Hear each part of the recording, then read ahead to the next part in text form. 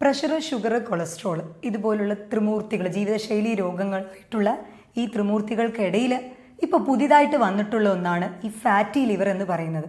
ഞാനിപ്പോൾ പറയുമ്പോൾ നിങ്ങളിൽ പലരും ആലോചിക്കുന്നുണ്ടാവും, ഈ ഫാറ്റി ലിവറിനെ കുറിച്ച് ഞങ്ങൾ ഒരുപാട് വീഡിയോകളൊക്കെ കണ്ടതാണ്.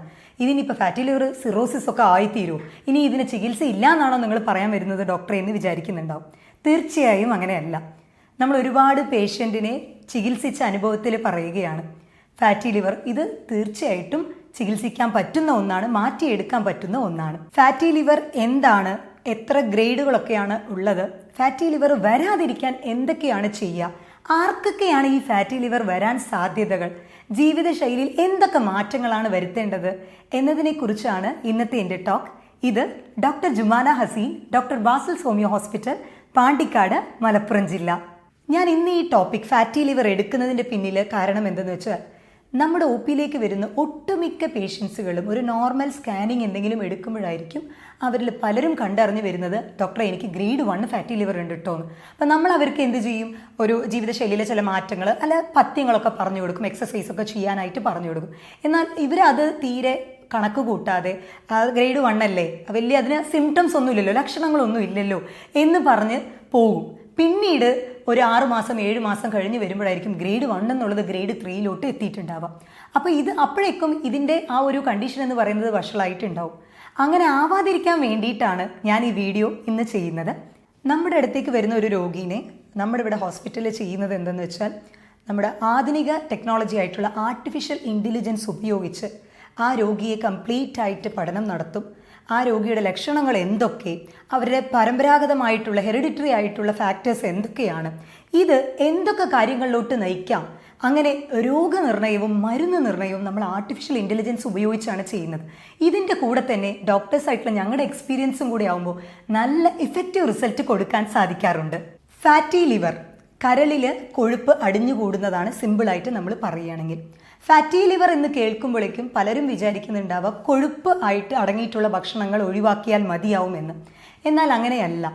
കൊഴുപ്പ് മാത്രം അവോയ്ഡ് ചെയ്തതുകൊണ്ട് ഒരിക്കലും ഒരു ആൾക്ക് ഫാറ്റി ലിവർ വരാതെ ഇരിക്കുകയില്ല. കാരണം നമ്മുടെ ഭക്ഷണത്തിൽ അന്നജം, കാർബോഹൈഡ്രേറ്റ് എന്ന് പറയുന്ന അന്നജം, അത് ആ ഊർജം ഒരു ലെവലിലെ ലിമിറ്റിൽ കൂടിക്കഴിയുമ്പോൾ അത് പിന്നീട് സ്റ്റോർ ചെയ്യപ്പെടുന്നത് ഫാറ്റ് അല്ലെങ്കിൽ കൊഴുപ്പുകളായിട്ടാണ് കരളിലും മറ്റ് കോശങ്ങളിലൊക്കെ സ്റ്റോർ ചെയ്യപ്പെടുന്നത്. അപ്പോൾ ഈ non alcoholic fatty liver disease എന്ന് പറയുന്ന ഒരു തരം രോഗം ഇപ്പോൾ ഒട്ടുമിക്ക ആളുകളിലും നോർമൽ സ്കാനിങ് ചെയ്യുമ്പോൾ കണ്ടുവരുന്നുണ്ട്. പണ്ടൊക്കെ പറഞ്ഞു വന്നിരുന്നത് മദ്യപിക്കുന്നവരിലാണ് കൂടുതലായിട്ടും ഈ കരൾ സംബന്ധമായിട്ടുള്ള രോഗം കണ്ടുവന്നിരുന്നത്. എന്നാൽ ഇപ്പോൾ അങ്ങനെയല്ല. മദ്യപിക്കുന്നതിനേക്കാളും കൂടുതൽ non alcoholic fatty liver diseases, ഈ NAFLD എന്ന് പറയുന്നതാണ് വളരെ സുലഭമായി കണ്ടുവരുന്നു.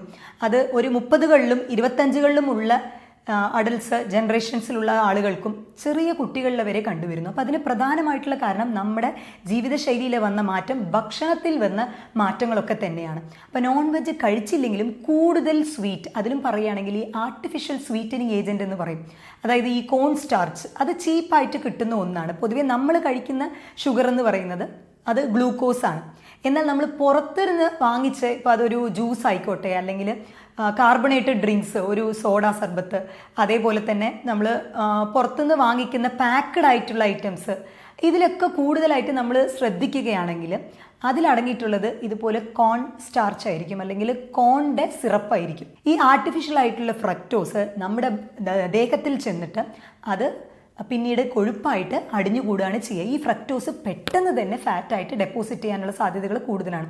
അതുകൊണ്ടാണ് ഈ നോൺ വെജ് കഴിക്കാത്തവരിൽ പോലും കൂടുതലായിട്ടും ഈ ഫാറ്റി ലിവർ കണ്ടുവരുന്നത്. അപ്പോൾ പുറത്ത് നമ്മളിപ്പോൾ ഒരു പെപ്സി, കൊക്കോകോള ഇങ്ങനത്തെ ഐറ്റം ആണെങ്കിലും അതേപോലെ തന്നെ നമ്മൾ അധികം ഇപ്പോൾ ഫാസ്റ്റ് ഫുഡ്, ജങ്ക് ഫുഡ്സിനൊക്കെ അഡിക്റ്റഡ് ആണ്. ഈ ജങ്ക് ഫുഡുകൾ കൂടുതൽ കഴിക്കുമ്പോൾ നമ്മൾ ശ്രദ്ധിക്കേണ്ട കാര്യം എന്തെന്ന് വെച്ചാൽ, ജങ്ക് ഫുഡ് കഴിക്കുമ്പോൾ നമ്മുടെ ബോഡിയിൽ നീർക്കെട്ട് വരാനായിട്ട് അതിനെ ഹെൽപ്പാക്കുന്ന ചില കെമിക്കൽസ് ഉണ്ട്, സൈറ്റോകൈൻസ് എന്ന് പറയുന്നത്. ഇത് വളരെയധികം കൂടി വരും ഈ ജങ്ക് ഫുഡ്സുകൾ, അങ്ങനെ പുറത്തുനിന്നുള്ള ബേക്ക്ഡ് ഐറ്റംസ് ഒക്കെ കഴിച്ചു കഴിയുമ്പോൾ നീർക്കെട്ട് കൂട്ടാനുള്ള ഈ സൈറ്റോകൈൻസ് കൂടി വരുമ്പോൾ തീർച്ചയായിട്ടും അതും ഫാറ്റി ലിവർ ഉള്ളവർക്ക് അല്ലെങ്കിൽ വരാൻ സാധ്യതയുള്ളവർക്ക് വഷളാകത്തക്ക രീതിയിൽ മാറിയേക്കാം. ഫാറ്റി ലിവറിൽ പൊതുവെ 3 ഗ്രേഡുകളായിട്ടാണ് തരംതിരിക്കുന്നത്. ഗ്രേഡ് 1, ഗ്രേഡ് 2, ഗ്രേഡ് 3 എന്ന് പറഞ്ഞിട്ട്. അതിൽ ഗ്രേഡ് 1 എന്ന് പറയുകയാണെങ്കിൽ അത് മൈൽഡ് ആയിട്ടുള്ള ഫാറ്റ് ഡെപ്പോസിഷൻസ് ആയിട്ടാണ് കണ്ടുവരുന്നത്. ഗ്രേഡ് 1 ഫാറ്റി ലിവർ എന്ന് പറയുന്നത് 5 മുതൽ 33% കൊഴുപ്പുകൾ മാത്രമേ നമ്മുടെ കരളിന് ചുറ്റും അടിയുന്നുള്ളൂ. എന്നാൽ ഗ്രേഡ് 2 എന്ന് പറയുന്നത് 36 മുതൽ 66% കൊഴുപ്പ് അടിഞ്ഞുകൂടുന്ന ഒരു മോഡറേറ്റ് ലെവലാണ്.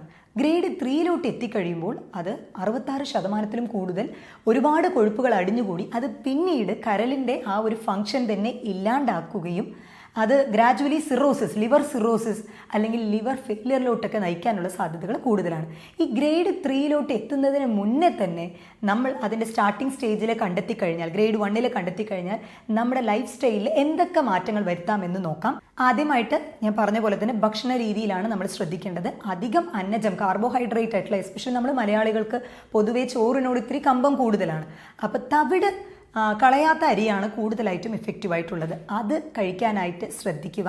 പിന്നെ എപ്പോഴും ഒരു ബാലൻസ്ഡ് ഡയറ്റ് എന്ന രീതിക്ക്, അതായത് ഒരു പ്ലേറ്റിനെ നമ്മളൊരു 4 ഭാഗമായിട്ട് വിഭജിച്ചിട്ട് അതിലൊരു 1/4 ഭാഗം അന്നജം, കാർബോഹൈഡ്രേറ്റ്, 1/4 ഭാഗം നമ്മൾ പ്രോട്ടീൻ ആയിട്ടുള്ള ഭക്ഷണങ്ങൾ, 1/4 ഭാഗം ഫൈബർ, ഞാരടങ്ങിയിട്ടുള്ള ഭക്ഷണങ്ങൾ, പിന്നെ 1/4 ഭാഗം പച്ചക്കറികൾ. ഇതൊക്കെ ഇങ്ങനെ ഒരു ബാലൻസ്ഡ് ആയിട്ട് ഭക്ഷണം കൊണ്ടുപോവുകയാണെങ്കിൽ തീർച്ചയായിട്ടും നമുക്ക് ഫാറ്റി ലിവർ വരാതെ പ്രതിരോധിക്കാനായിട്ട് സാധിക്കും. രണ്ടാമതായിട്ട് നമ്മൾ ശ്രദ്ധിക്കേണ്ട കാര്യമാണ് നമ്മുടെ ഉറക്കം.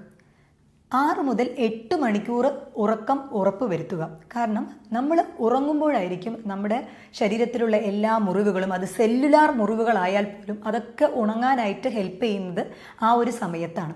അപ്പം നമ്മുടെ ഈ ഉറക്കത്തിൻ്റെ ഷെഡ്യൂൾ മാറ്റിക്കഴിഞ്ഞാൽ, അല്ലെങ്കിൽ 6 മുതൽ 8 മണിക്കൂർ ഉറങ്ങാതെ ഇരുന്ന് കഴിഞ്ഞാൽ, ചിലരെങ്കിലും ഇപ്പോൾ IT ഫീൽഡിലുള്ളവർ, അതും അല്ലെങ്കിൽ നൈറ്റ് ഡ്യൂട്ടി ഒക്കെ ചെയ്യുന്നവർ രാവിലെ ഉറങ്ങുന്ന ശീലമുണ്ട്. ഇതും തീർച്ചയായിട്ടും ജീവിതശൈലി രോഗത്തിലോട്ട് നയിക്കാനുള്ള സാധ്യതകൾ കൂടുതലാണ്. കാരണം രാത്രി ഉറങ്ങുന്ന സമയത്ത് മെലാറ്റോണിൻ്റെ സെക്രീഷൻ കൂടും. അതുപോലെ അവർക്ക് ഡിപ്രഷൻ വളരെ കുറവായിരിക്കും.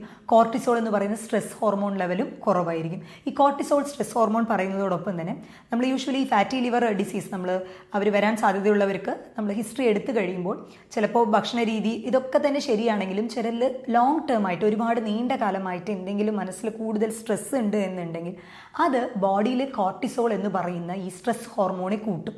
ഈ കോർട്ടിസോൾ കൂടിക്കഴിയുമ്പോൾ എന്താ പ്രശ്നം എന്ന് പറഞ്ഞാൽ അതും നമ്മുടെ കരളിന് ചുറ്റും കൊഴുപ്പ് അടിഞ്ഞു കൂട്ടാനായിട്ട് അതും ഒരു കാരണമായിട്ട് മാറുകയാണ്. ഞാനിപ്പോൾ ഇത്രയും ഫാക്ടേഴ്സ് പറയുമ്പോൾ നിങ്ങൾ പലരും പല വീഡിയോസും കണ്ടിട്ടുണ്ടാവും. അപ്പോൾ പല ഡോക്ടേഴ്സും പല അഭിപ്രായമാണ് പറയുന്നതെന്നും തോന്നിയേക്കാം. യൂഷ്വലി നമ്മൾ ഇന്ത്യയിൽ തന്നെ നമ്മൾ എക്സ്പേർട്ട് ആയിട്ടുള്ള പല വിദഗ്ധ ഡോക്ടർമാരുടെ ഒപ്പീനിയൻസ് കേൾക്കേണ്ടത് നിർബന്ധമാണ്. അതിൽ തന്നെ ചില അസുഖങ്ങൾക്ക് മോഡേൺ മെഡിസിൻസിൽ ട്രീറ്റ്മെൻറ്റ് ഇല്ല എന്നിരിക്കാം. അതിൽ നിന്നും വ്യത്യസ്തമായിട്ട് വേറെ ചില ട്രീറ്റ്മെൻറ്റ്സും അവൈലബിൾ ആണ്. അപ്പോൾ അതുകൊണ്ട് നിങ്ങൾ എല്ലാം അതിനെക്കുറിച്ച് അവെയർ ആയിരിക്കണം എന്നതുകൊണ്ട് തന്നെയാണ് ഞാൻ ഈ വീഡിയോ കൂടുതൽ ഇമ്പോർട്ടൻസ് ആയിട്ട് എടുത്ത് പറയാനുള്ള കാരണം. നമ്മുടെ കരളിന് അതിനെന്തെങ്കിലും ഒരു കേടുപാട് സംഭവിച്ചു കഴിഞ്ഞാൽ അതിനെ സുഖപ്പെടുത്താനും അതിനെ റിജുവിനേറ്റ് ചെയ്യാനും പുതിയ സെൽസുകൾ ഉൽപ്പാദിപ്പിക്കാനുള്ള കഴിവുകൾ നമ്മുടെ ഈ ഒരു കരളിനുണ്ട്. അതുകൊണ്ട് തന്നെ ഇതിൻ്റെ ലക്ഷണങ്ങൾ സ്റ്റാർട്ടിംഗ് സ്റ്റേജിൽ കണ്ടുവരില്ല.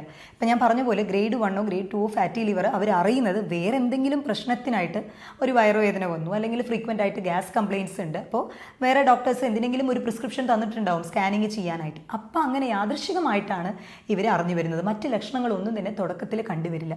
എന്നാൽ ഇതുണ്ടോ, എനിക്കിങ്ങനെ ഒരു ഫാറ്റി ലിവർ കണ്ടീഷൻ ഉണ്ടോ എന്ന് എങ്ങനെ അറിയാമെന്ന് വെച്ചാൽ നമ്മൾ ലിവർ ഫംഗ്ഷൻ ടെസ്റ്റ് ബ്ലഡിൽ ചെയ്യാനായിട്ട് പറ്റും. രക്തപരിശോധനയിൽ നമ്മൾ നോക്കിക്കഴിഞ്ഞാൽ ലിവർ ഫംഗ്ഷൻ ടെസ്റ്റിൽ SGPT, SGOT നമ്മൾ ടെസ്റ്റ് ചെയ്യാറുണ്ട്. അതിൽ തന്നെ SGPT കുറച്ച് കൂടുതലായിട്ട് കാണിക്കുകയാണെങ്കിൽ നമ്മൾ NAFLD ഉണ്ട് എന്ന് പറയാറുണ്ട്. ഈ non alcoholic fatty liver disease ഉണ്ടെന്ന് പറയാറുണ്ട്. അതേപോലെ ഇത് ഡയഗ്നോസ് ചെയ്യാനുള്ള വേറൊരു ഇതെന്ന് പറയുന്നത് നോർമൽ USG സ്കാൻ തന്നെയാണ്. USG അബ്ഡോമൻ പെൽവിസ് ചെയ്ത് കഴിയുമ്പോൾ തന്നെ ഫാറ്റി ലിവർ ഇത് ഗ്രേഡ് ആണെന്നുള്ളത് കറക്റ്റ് മെൻഷനും. കൃത്യമായിട്ട് നമുക്ക് ലിവറിൻ്റെ തിക്നെസ്സും അത് എത്രത്തോളം അതിൻ്റെ ഹാർഡ്നെസ് ആയിട്ടുണ്ട്, അതിൻ്റെ കണ്ടീഷൻ വഷളായിട്ടുണ്ടോ എന്ന് അറിയണമെന്നുണ്ടെങ്കിൽ ഫൈബ്രോ സ്കാനും അതിന് അവൈലബിൾ ആണ്. ഇനി ഫാറ്റി ലിവർ വരാൻ സാധ്യതയുള്ളവർ ആരൊക്കെയാണ്? കൂടുതലായിട്ടും അമിതവണ്ണം ഉള്ളവർ, അതേപോലെ പ്രമേഹം, ഷുഗർ ഉള്ളവർക്കും ഒക്കെ ഈ ഫാറ്റി ലിവർ വരാനുള്ള സാധ്യതകൾ കൂടുതലാണ്. അപ്പോൾ അതുകൊണ്ട് തന്നെ നമ്മൾ BMI മെയിൻറ്റെയിൻ ചെയ്യാനായിട്ട് പറയാറുണ്ട്. അതായത് ഹൈറ്റിനൊത്ത വെയിറ്റ് ആണോ എന്ന് പറഞ്ഞ് കറക്റ്റ് അത് മെയിൻറ്റെയിൻ ചെയ്യാനായിട്ട് പറയാറുണ്ട്.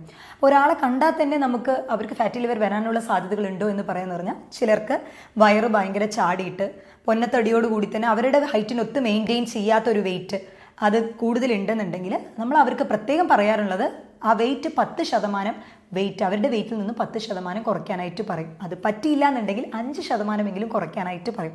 തീർച്ചയായിട്ടും അതിൽ തന്നെ നല്ല റിസൾട്ട് കിട്ടാവുന്നതാണ്. ഇതൊക്കെ നമുക്ക് മരുന്നില്ലാതെ തന്നെ റിവേഴ്സിബിൾ ചെയ്യാൻ പറ്റുന്ന കാര്യങ്ങളാണ് ഞാൻ പറയുന്നത്. ഗ്രേഡ് 2 നിന്ന് ഗ്രേഡ് 1 പോയ കേസും ഉണ്ട്. ഗ്രേഡ് 1 നിന്ന് ഫാറ്റി ലിവറേ ഇല്ല എന്നുള്ള അവസ്ഥയിൽ പോയ കേസസും ഉണ്ട്. അപ്പോൾ അതുകൊണ്ട് എല്ലാത്തിനും മരുന്ന് കുടിക്കണം എന്നുള്ള ആവശ്യമില്ല. നമ്മുടെ ജീവിതശൈലിയിൽ ഈ ചെറിയ ചെറിയ മാറ്റങ്ങൾ വരുത്തിച്ചാൽ മതി. അതേപോലെ തന്നെ ദിവസവും 40 മിനിറ്റ് നേരം വാക്കിംഗ്, നടത്തം മസ്റ്റാക്കുക. അപ്പോൾ അല്ലെങ്കിൽ സൈക്ലിങ്ങോ അതേപോലെ ജോഗിങ് ഇങ്ങനത്തെ എയറോബിക് ആയിട്ടുള്ള കുറച്ച് മേലനങ്ങിയിട്ടുള്ള എക്സസൈസ് ചെയ്യുകയാണെങ്കിൽ തീർച്ചയായിട്ടും അത് ലിവറിൻ്റെ കരളിൻ്റെ ഹെൽത്ത് ആരോഗ്യം മെച്ചപ്പെടുത്താനും ശരീരത്തിൻ്റെ കംപ്ലീറ്റ് രക്തയോട്ടം ഇംപ്രൂവൈസ് ചെയ്യാനും വളരെ സഹായകരമാവുന്ന ഒന്നാണ്. അതേപോലെ ഈ non alcoholic fatty liver disease എന്ന് പറയുന്ന NAFLD, ഈ ഫാറ്റി ലിവർ കുറയ്ക്കാനായിട്ടുള്ള അടുത്ത ടിപ്സ് എന്ന് പറയുന്നത് ഇൻ്റർമീഡിയറ്റ് ഫാസ്റ്റിംഗ്, അതായത് ഇടവിട്ടുള്ള ഉപവാസം. നമ്മൾ 24 മണിക്കൂർ എടുക്കുകയാണെങ്കിൽ അതിൽ ഒരു 8 മണിക്കൂർ നേരം മാത്രം നമ്മൾ ഭക്ഷണം കഴിക്കുന്ന രീതിക്കും ബാക്കിയുള്ള നേരം നമ്മൾ ഉപവാസം എടുക്കത്തക്ക രീതിയിലുമാക്കാം. അത് തീർച്ചയായിട്ടും ബോഡി വെയിറ്റ് കുറയ്ക്കാനും അതേപോലെ കരളിന് ചുറ്റും അടിഞ്ഞുകൂടിയിട്ടുള്ള കൊഴുപ്പ് ഫുള്ള് അത് അലിയിച്ച് കളയാനും വളരെ ഉപകാരപ്രദമാവുന്ന ഒന്നാണ്. തീർച്ചയായിട്ടും അത് നിങ്ങൾക്ക് ട്രൈ ചെയ്യാവുന്ന ഒന്നാണ്. അപ്പോൾ ഞാൻ പറഞ്ഞ ഇത്രയും കാര്യങ്ങൾ ശ്രദ്ധിക്കുക. അതിൻ്റെ കൂടെ തന്നെ നമ്മൾ ആർട്ടിഫിഷ്യൽ സ്വീറ്റനിങ് ഏജൻറ്റ്, ആദ്യം ഫാറ്റി ലിവർ കുറയ്ക്കാനായിട്ട് നമ്മൾ അവോയ്ഡ് ചെയ്യേണ്ട ഒരു കാര്യമാണ് നമ്മൾ ആർട്ടിഫിഷ്യൽ ആയിട്ടുള്ള പഞ്ചസാരകൾ ആഡ് ചെയ്തിട്ടുള്ള drinks, carbonated drinks, Pepsi, Coca Cola, baked item, അതേപോലെ സോസ്. നമ്മളിപ്പോൾ അധികം കൂടുതൽ അഡിക്റ്റ് ആയിട്ടുള്ളത് ഈ ടൊമാറ്റോ സോസൊക്കെയാണ്. ഇതിലൊക്കെ തന്നെ ഫ്രക്ടോസ് കണ്ടന്റ് വളരെയധികം കൂടുതലാണ്. അപ്പോൾ ഇതൊക്കെ അവോയ്ഡ് ചെയ്യുക, ജീവിതശൈലിയിലെ മാറ്റങ്ങൾ വരുത്തുക. തീർച്ചയായിട്ടും ഈ ഫാറ്റി ലിവർ എന്നുള്ളത് റിവേഴ്സിബിൾ ആയിട്ടുള്ള, തിരിച്ച് നമുക്ക് പഴയ രീതിക്ക് തന്നെ നമ്മുടെ കരളിനെ കൊണ്ടെത്തിക്കാനായിട്ട് പറ്റും. ഞാൻ പറഞ്ഞ പോലെ ഇതിൻ്റെ സിംറ്റംസ് അധികം കാണില്ല. കാരണം കരളിന് അതിനെ പുതിയ സെൽസുകൾ ഉൽപ്പാദിപ്പിക്കാൻ കഴിവുള്ളത് കൊണ്ട് ചിലപ്പോൾ അതിൻ്റെ തീവ്രതയിൽ എത്തിയതിന് ശേഷമായിരിക്കും മഞ്ഞപ്പിത്തമായിട്ടോ അതല്ലെങ്കിൽ ഓക്കാനിക്കാനായിട്ട് വരുന്ന ഛർദിയായിട്ടോ അല്ലെങ്കിൽ ഗ്യാസിൻ്റെ ഭയങ്കര ബുദ്ധിമുട്ട്, വയറിലെ വേദനയൊക്കെ ആയിട്ട് വളരെ സിവിയാരിറ്റിയിലായിരിക്കും ഇതിൻ്റെ ലക്ഷണങ്ങൾ പുറത്ത് വരുന്നുണ്ടാവുക. അപ്പോൾ അതിന് മുന്നേ തന്നെ ഇത് ഡയഗ്നോസ് ചെയ്ത്, കാരണം ഞാൻ പറഞ്ഞ പോലെ ത്രിമൂർത്തികളായിട്ടുള്ള ഈ പ്രഷർ, ഷുഗർ, കൊളസ്ട്രോൾ, ഇതിൻ്റെ ഇടയിലേക്കാണ് നമ്മുടെ ഈ ഫാറ്റി ലിവർ പുതിയൊരു വില്ലനായിട്ട് കയറി വന്നിരിക്കുന്നത്. അപ്പോൾ ഒട്ടുമിക്ക ആളുകളിലും ഇത് വരാൻ സാധ്യതയുണ്ട്. അതിന് കാരണം നമ്മുടെ ഭക്ഷണശൈലി തന്നെയാണ്.